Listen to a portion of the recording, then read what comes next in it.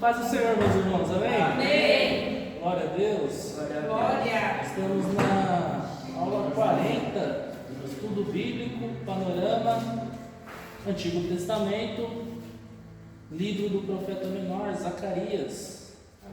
Você que pode, abre lá comigo, Zacarias capítulo 4, versículo 6. Louvamos a Deus por mais esse momento, Glória. em aprendermos da palavra do Senhor. Que o Senhor possa limpar a sua mente, que você possa ser direcionado no ensino do Senhor. Amém? Amém. Zacarias, no seu capítulo 4, versículo 6, todos acharam? Glória a Deus. Glória a Deus. Diz assim na minha tradução: esta é a palavra do Senhor para Zorobabel, não por força nem por violência, mas pelo meu espírito, diz o Senhor dos exércitos. Meus irmãos, o livro de Zacarias tem como o autor o próprio profeta, amém? Amém. O profeta Zacarias, o próprio que escreveu. Aconteceu mais ou menos 520 antes de Cristo. A pronúncia do Zacarias no hebraico, eu creio que seja isso, Zecariah. Essa é a pronúncia. Como tem um R no final, puxa um pouquinho aí da pigarra. Zecariah. Hebraísta, Cleiton. Que significa o Senhor se lembrou. Amém? Amém. Tradução dele no hebraico, transliterado. Na Septuaginta, já fica mais difícil a pronúncia, mas eu vou tentar. Eu creio que seja Zapiar, Zacarias também. Significado também, o Senhor se lembrou. Amém? Amém. A língua central do livro é o hebraico, como a maioria do Antigo Testamento, escrito no hebraico. O contexto que nós falamos que fica entre 520 e 480 anos antes de Cristo, após o retorno do cativeiro babilônico. O início do ministério mais ou menos no segundo ano de Dario. E algumas informações importantes que eu queria trazer, alguns personagens do livro, tem como o profeta Zacarias, Josué, sacerdote apresentado em várias mensagens de Zacarias, Zorobabel, líder que supervisionou a reconstrução do templo, e o próprio rei Dario, que é o rei da Pérsia, que autorizou o retorno dos exilados. Amém? Amém.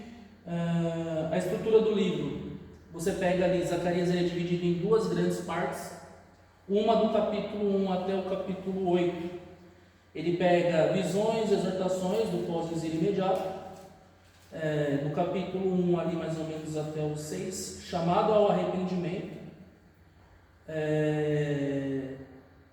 cavalos entre murtas, Deus não esqueceu do seu povo, versículo 2, 4 chifres e 4 ferreiros, juízo sobre os opressores.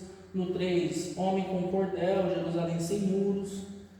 4, Josué purificando a restauração sacerdotal, que pega uma forte tipologia messiânica. 5, castiçal e as oliveiras, obra do Espírito. O 6, um bolo voador, condenação de pecado. 7, impiedade sendo removido. 8, governo e soberania divinos. E aí algumas perguntas, que ele continua ali no 7 e 8, chamada justiça e misericórdia, promessa e restauração plena. No capítulo 2 ali, aliás, dos capítulos 9 ao 14, que é a segunda parte do livro, você vai pegar algumas profecias messiânicas e escatológicas, ou seja, no Antigo Testamento, esse livro de Zacarias também é um livro escatológico. Lembrando que a escatologia é a teologia que estuda acerca dos fins dos tempos, ok? Então, nesse livro de Zacarias, você vai ver um pouquinho de escatologia acerca do Messias. Amém? Amém. Glória a Deus. Glória. Então, vamos lá. Continuando, do 9 ao 14, você vai pegar o juízo contra as nações, a entrada triunfal do Messias em Jerusalém, Glória. o pastor rejeitado, o derramamento do Espírito de graça, está lá no 12, o Messias transpassado, o dia do Senhor, reinado final do Senhor sobre toda a terra, 14:9. Propósito do livro: reacender a fé e coragem do povo pós-exílio, encorajar a reconstrução do templo e a restauração da adoração. Nos livros anteriores, o Everton, o pastor, veio passando um pouco dessa questão do exílio, da adoração, que foram sendo comprometidas, amém?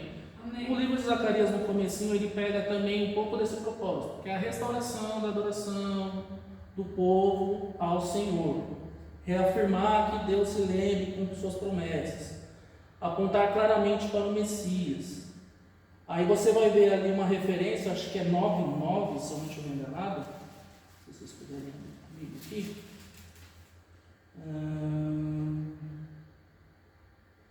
Acho que é isso, capítulo 9 de Zacarias, no versículo 9.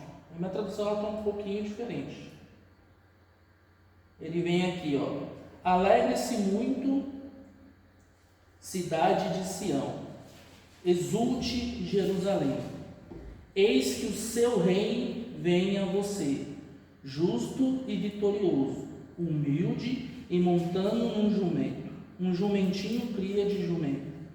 Quem não se lembra lá a entrada triunfal de Jesus em Jerusalém? Amém? Amém. Então aqui no livro de Zacarias, ele já pega no capítulo 9, no versículo 9, ele já pega essa profecia. Então quando você vê lá no Novo Testamento essa entrada triunfal de Jesus, também é um cumprimento de uma profecia acerca do Messias, ou seja, mais uma confirmação de que Jesus Cristo é o Messias. Em nome de Jesus, aleluia. Algumas curiosidades importantes também: Zacarias, ele é o profeta mais messiânico dos profetas menores, amém? Contém mais citações no Novo Testamento do que todos os profetas menores juntos. É o livro mais apocalíptico, nossa, eu vou tentar pronunciar, apocalíptico, entre os profetas menores, semelhantes ao Daniel e o Apocalipse. Daniel também no Antigo Testamento e o Apocalipse. Ou seja, dos profetas menores que você tem no Antigo Testamento, o livro de Zacarias, ele é o livro com o maior número de profecias em direção ao Messias. Um dos poucos livros com o anjo intérprete explicando as visões. Também tem no livro de Daniel, mas é um dos poucos que tem essa participação. O único lugar no Antigo que descreve claramente alguém sendo transpassado, aplicado a Cristo. Zacarias 12:10. Quem pode abrir lá comigo e ler?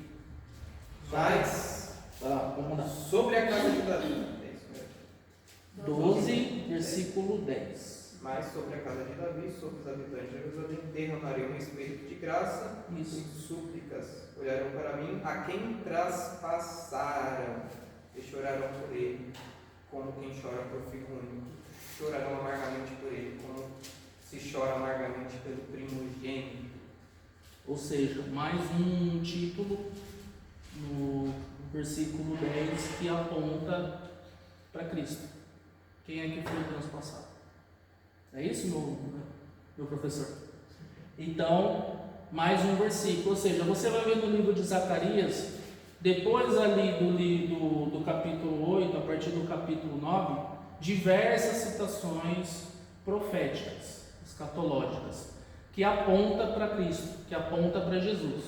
Profecias, coisas que Jesus mesmo cumpriu no Novo Testamento, você vai ver no livro de Zacarias.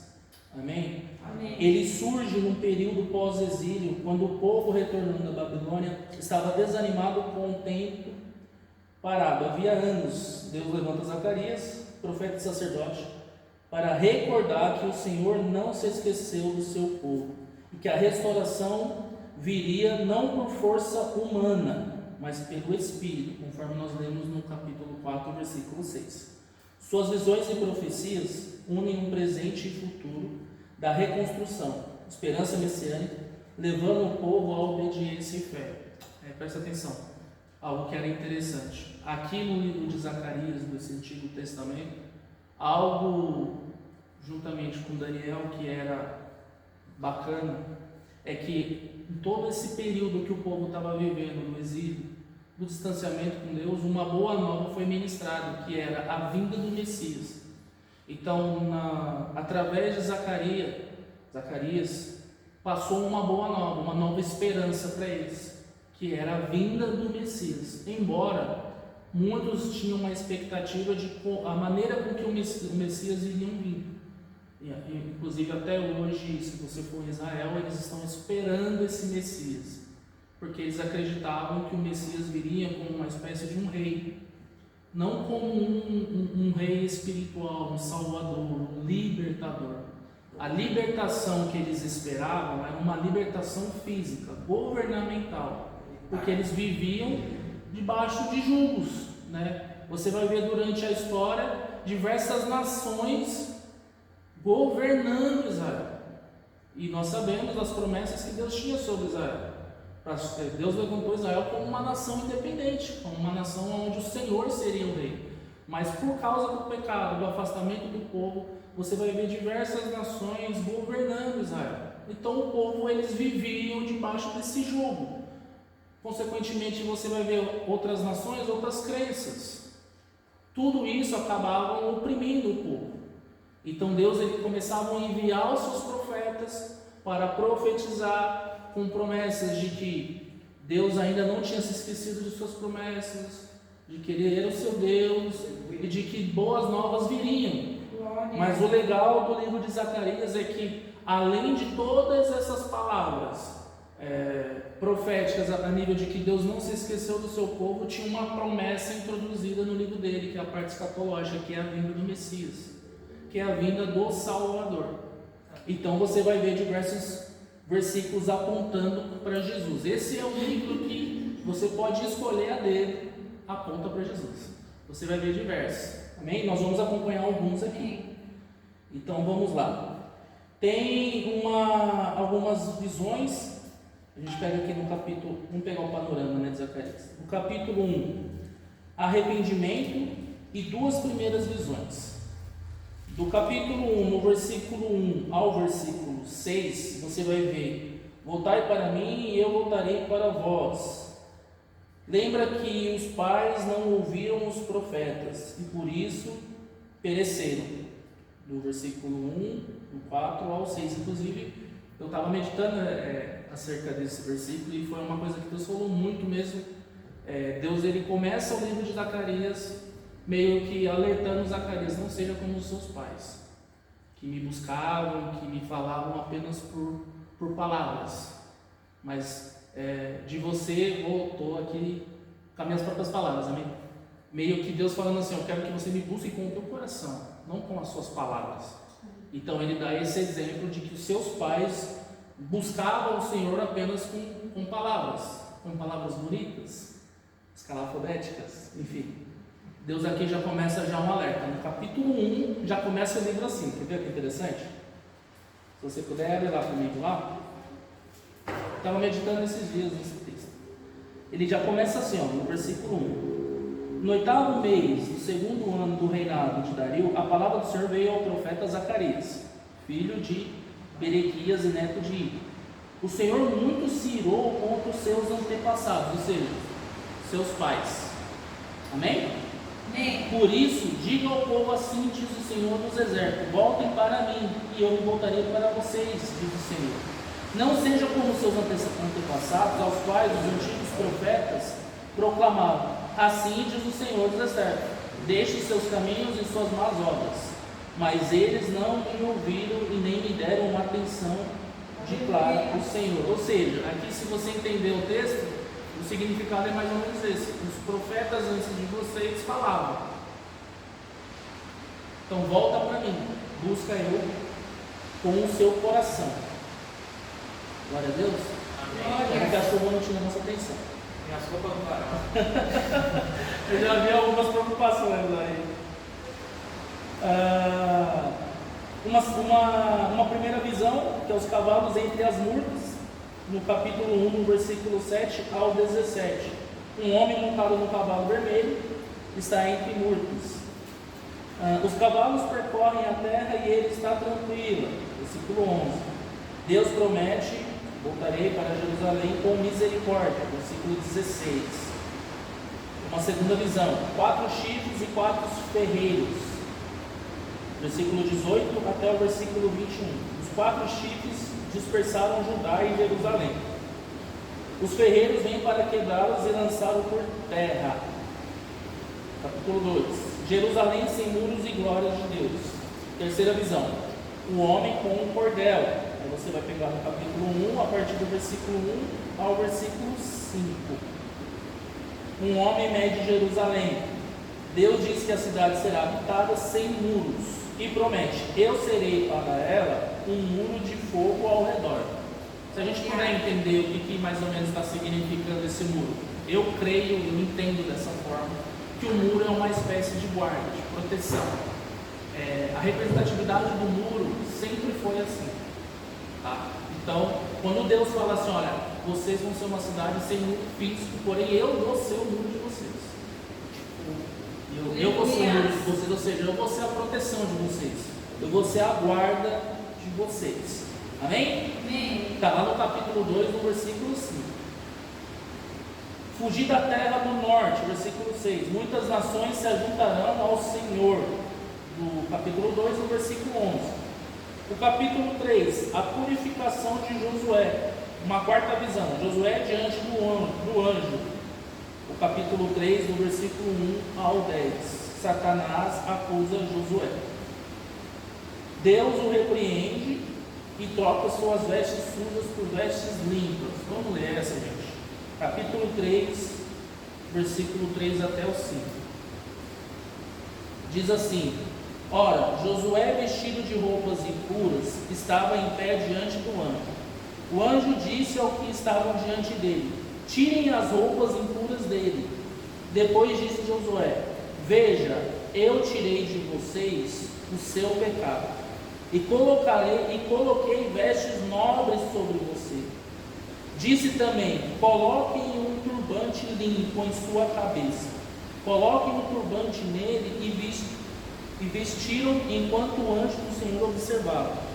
Olha que interessante, no versículo 4, ele faz assim: ó, o anjo disse que estavam diante dele: tirem as roupas impuras dele. Então você já vai ver aqui, já no livro de Zacarias, sempre foi, na verdade, a preocupação do Senhor: o arrependimento. Amém? O arrependimento faz com que nós tiramos as nossas vestes. Tira as suas vestes sujas. Coloque uma nova veste. O que é uma nova veste? Eu creio que é o que a gente chama de bálsamo do Senhor, o perdão do Senhor caindo, a graça do Senhor caindo sobre o arrependido. Eu quero até abrir um parênteses aqui e trazendo um pouquinho para nós. A gente sempre ouve essa questão: lavar as nossas vestes, trocar as nossas vestes. Como funciona essa questão da gente buscar o Senhor, se arrepender e uma veste ser trocada?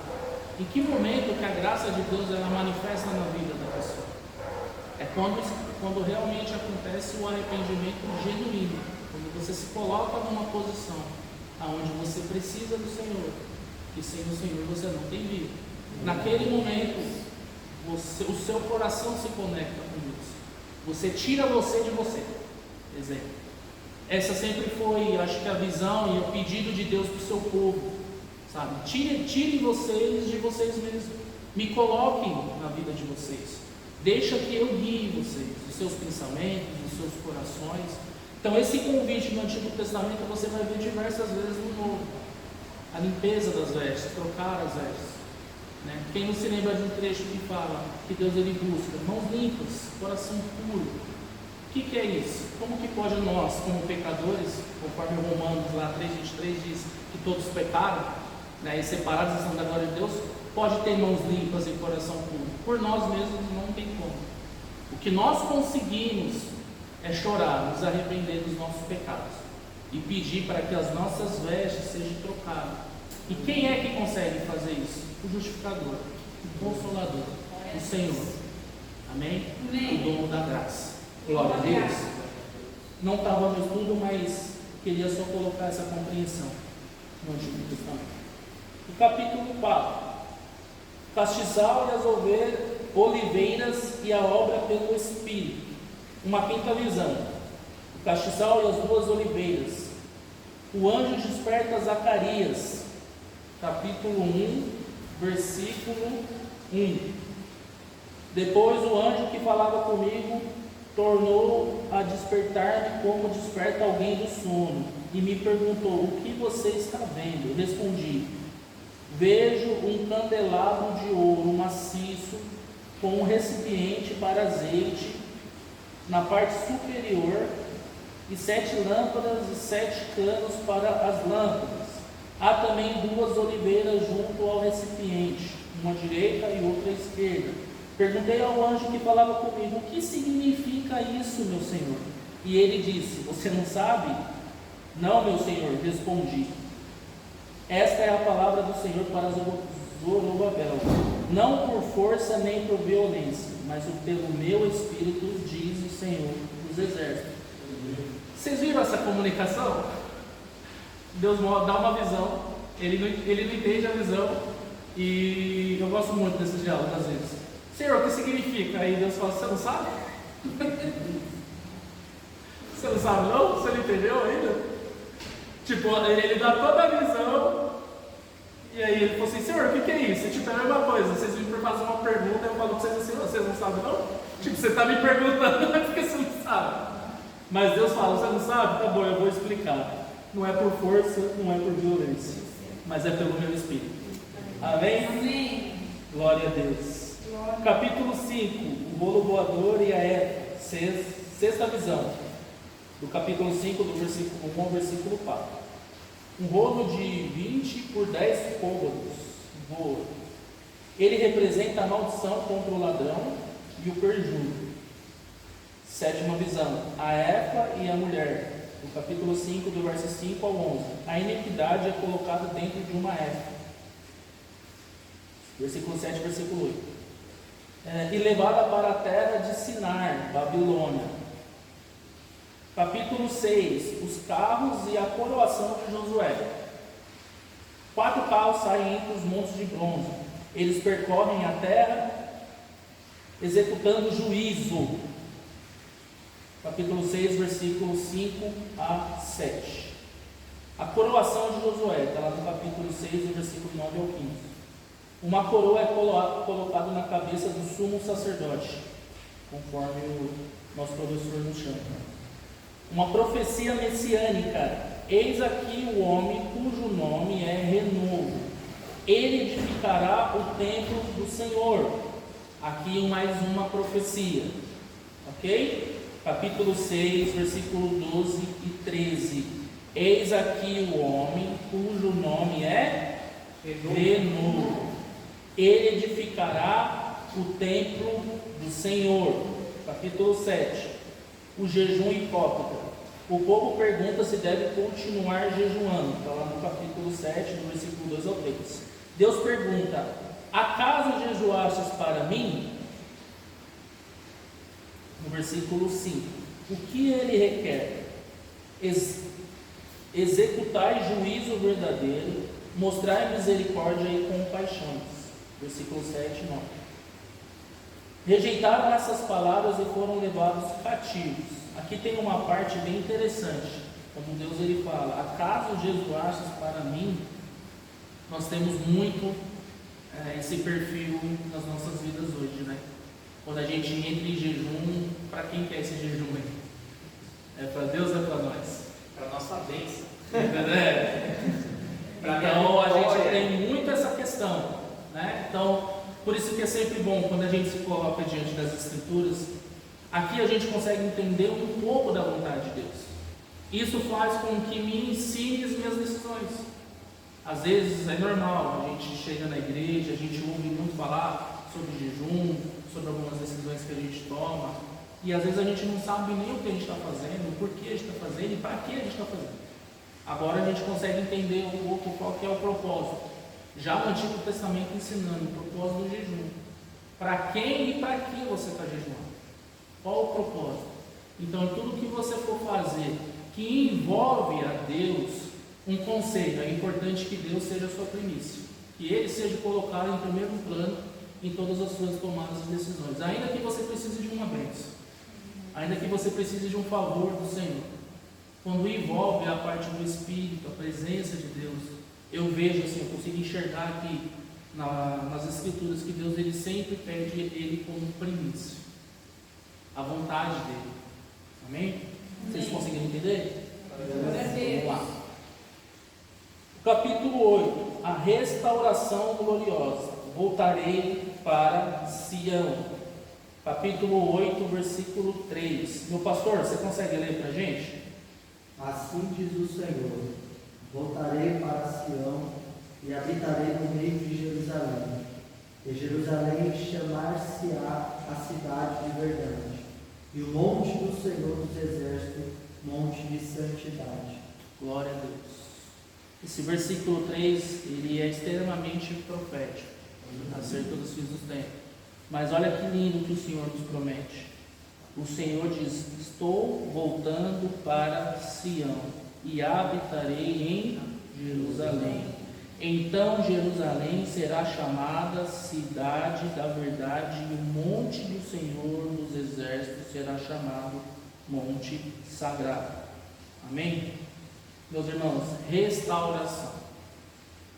Essa é o capítulo 8, versículo 3, trata acerca desse pensamento. É o Senhor restaurando o seu povo, o Senhor restaurando a nação. Glória a Deus. Aquele relógio está atrasado, né? Eu estou pegando agora aqui. Vou acelerar aqui. Vamos lá, capítulo 9. O rei humilde e o juízo às nações. Deus julga a Síria, Tiro, Sidom e Filistia. Capítulo 9, do 1 ao 7. Outra profecia messiânica.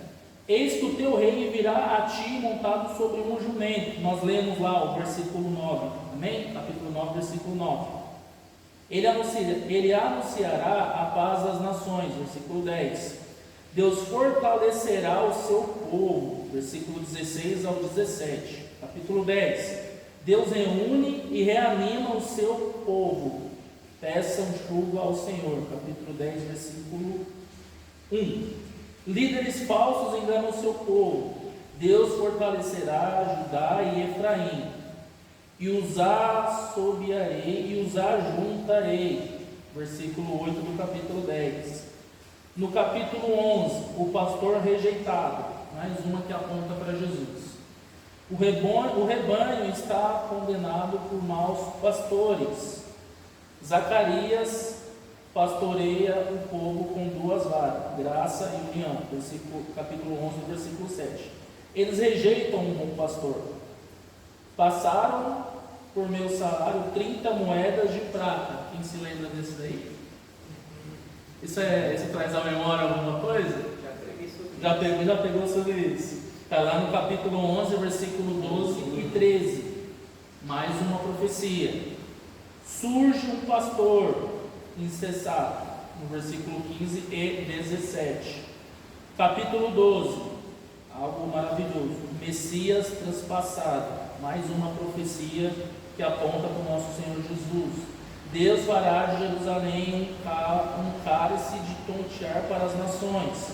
Ele dará força à casa de Davi. Capítulo 12, versículo 8. Uma profecia poderosa. Olharão para mim a quem transpassaram. 12, 10. Um profundo arrependimento nacional se segue. Do versículo 11 ao 14. A fonte de purificação. Capítulo 13. Naquele dia haverá uma fonte aberta para o pecado e para a impureza. Idólatras e falsos profetas serão removidos. 13, 2 ao 6. Outra profecia messiânica. Fere o pastor e dispersar-se-ão as ovelhas. Eu preguei recentemente usando esse trecho. Quem se lembra lá de Mateus 26, 26? Lembra? Que Jesus ele sai da última ceia, com os seus discípulos, e ele faz uma revelação. Lembra? Eu fiz essa pregação recentemente. Eu citei ele lá no Novo Testamento de Mateus 26. Ele cita esse trecho. Zacarias 17, 7. Amém? Fere o pastor e dispersação as suas ovelhas. Quem é o pastor? Jesus Cristo. Amém? Capítulo 14, o dia do Senhor e o reino final. As nações encontram Jerusalém. Alguns pontos principais, meus irmãos, do livro de Zacarias. O arrependimento é o ponto de partida da restauração. Deus controla e observa toda a terra. O Senhor julga as nações opressoras e defende o seu povo. Deus promete habitar novamente no meio de Jerusalém. O sacerdócio e a liderança são purificados por Deus, e a obra de Deus não depende da força humana. O mal é removido no meio do povo. O Messias unirá a realeza e sacerdócio. Jejum sem justiça não agrada a Deus. Deus promete a restauração completa e a alegria contínua. Capítulo 8. O Messias é apresentado como um pastor rejeitado. Capítulo 11. O Messias é transpassado e Israel se arrepende. Deus abre uma fonte de purificação. O dia do Senhor culmina com o reino universal de Deus. Dia do Senhor, reino do Senhor. Lembra que eu também estive ministrando aqui recentemente e citei lá Daniel, capítulo 2, da visão sobre o reino, lembra? Também tem um pouco a ver a respeito do dia do Senhor, do reino de Deus. Sempre tem a ver, sempre tem ligação com os últimos dias. Amém? Amém. Então o reino de Deus virá. O que aponta para Cristo em Zacarias? Zacarias é um dos livros mais cristológicos do Antigo Testamento. Vamos pegar alguns pontos aqui. O renovo. Capítulo 3, versículo 8. Título messiânico que anuncia Cristo como aquele que faz voltar a vida, restaura e constrói o templo espiritual. No caso, a igreja. O rei que entra humilde em Jerusalém. Capítulo 9, versículo 9. O bom pastor traído por 30 moedas de prata. É legal vocês lerem essa parte, tá, gente?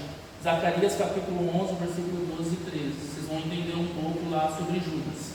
Amém? Amém. Glória a Deus. O Messias transpassado, já lemos. A fonte aberta para a purificação, capítulo 13. Fere o pastor, que é o que eu li lá de Mateus 26, 26, que está em Zacarias 13 e 7. Vamos pegar algumas referências cruzadas. O arrependimento e a restauração. Você consegue pegar alguns títulos que falam a respeito desse trecho. Quais títulos? A gente pega o Zacarias do 1 ao 3, amém? Mas aí a gente vai ver Isaías 55, 6, Jeremias 3, 12 e Tiago no Novo Testamento 4, 8. São alguns textos cruzados referentes a esse mesmo tempo. A presença de Deus como muro. Zacarias 2, 5, que é o que nós lemos. Salmos 46, versículo 5, o próprio Isaías, capítulo 4, versículos 5 e 6. A obra pelo Espírito, nós lemos Zacarias, capítulo 6, Romanos, capítulo 8, versículo 1 ao 14, e 2 Coríntios 3, do versículo 5 ao 6. Nós vamos ver uma referência cruzada a respeito da obra pelo Espírito. O renovo, Zacarias 3:8, que nós lemos lá, também tem uma referência de Jeremias 23:5 e Isaías 11, versículo 1.